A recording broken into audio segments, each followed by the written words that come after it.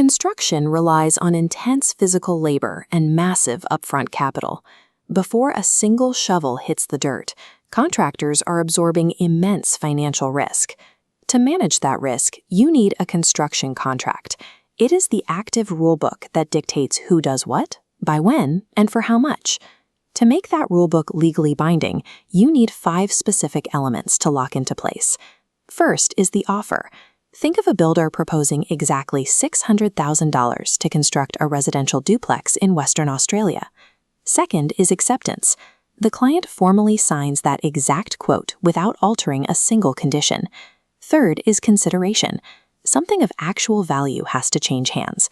The client provides the capital, and the contractor provides the physical building work. Finally, intention and capacity. In commercial dealings, courts presume both sides intend to be legally bound. But they also must have the legal capacity to sign, meaning the builder actively holds the correct WA building registration. If any one of those 5 pieces is missing, the binding nature of the contract dissolves.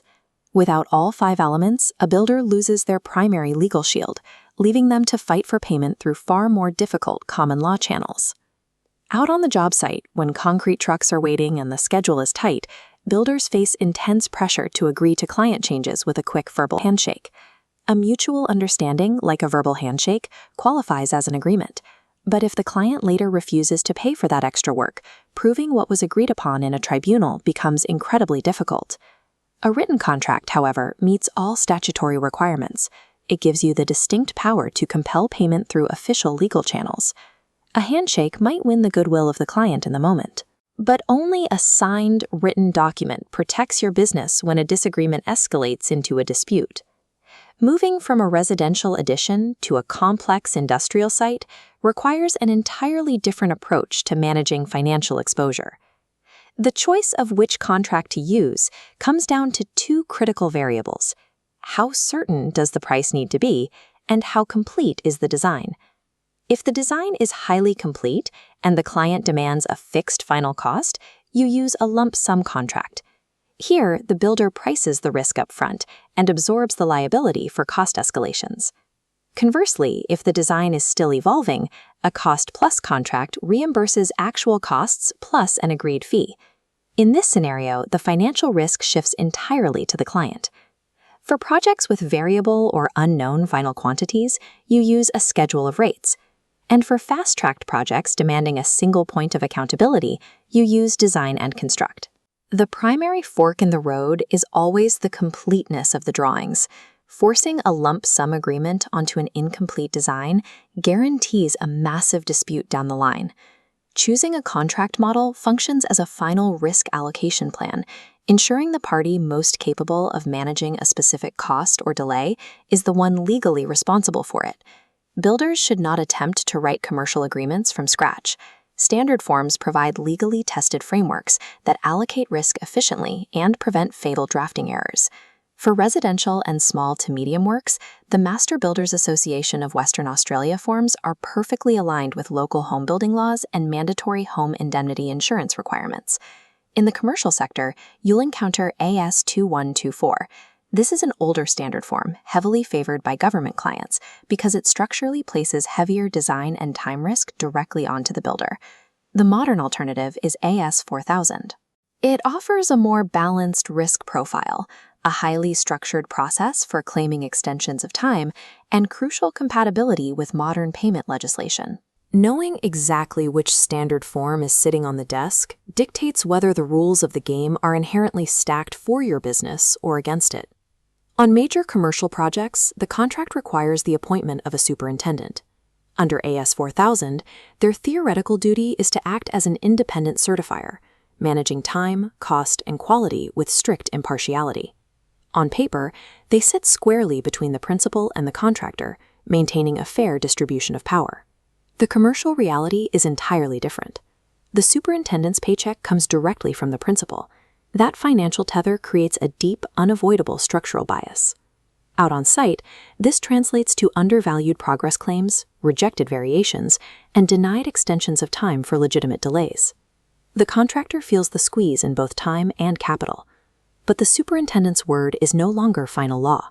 Builders now have a direct statutory bypass to resolve payment disputes independently. Surviving a biased certifier requires cold, unemotional compliance. Submitting your written notice periods precisely on time is the only way to protect your legal entitlements and keep that bypass pathway open. You can write whatever you want into a contract, but in Western Australia, state legislation forms a non-negotiable floor. No contract term can legally undercut these statutes. For residential work, the Home Building Contracts Act of 1991 is your primary shield. It mandates written variations, dictates objective payment stages, and strictly caps client deposits at 6.5%. For the broader commercial industry, the Security of Payment Act of 2021 serves as the ultimate weapon for enforcing prompt payment. It provides a fast-track, highly disciplined timeline. A payment claim triggers a scheduled response. If the client disputes the amount, you apply for adjudication, and a binding determination is issued in roughly 10 days. Most powerfully, the Act completely outlaws pay-when-paid clauses.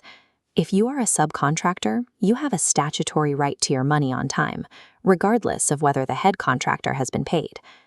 Understanding these laws guarantees you a statutory pathway to cash flow. They effectively neutralize bad faith clients and render unfair contract terms completely void. Proper administration isn't tested when things go right. It's tested the moment an unpredictable event, like a Category 2 cyclone, derails the project timeline. At that point, daily site habits matter.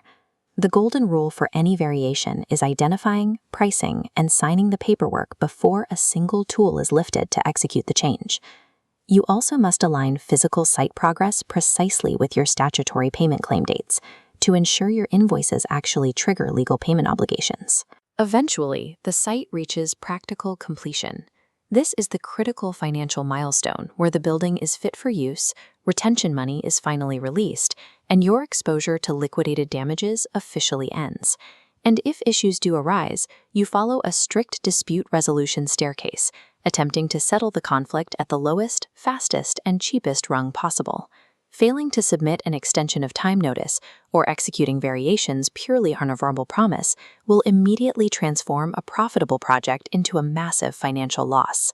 To pull back to the big picture, a construction contract is an interconnected life cycle.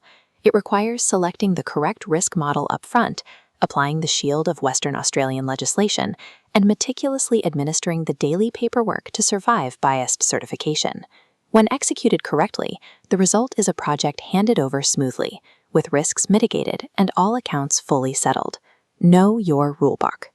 Put every direction in writing, and aggressively protect your cash flow from the very first dig to the final handover.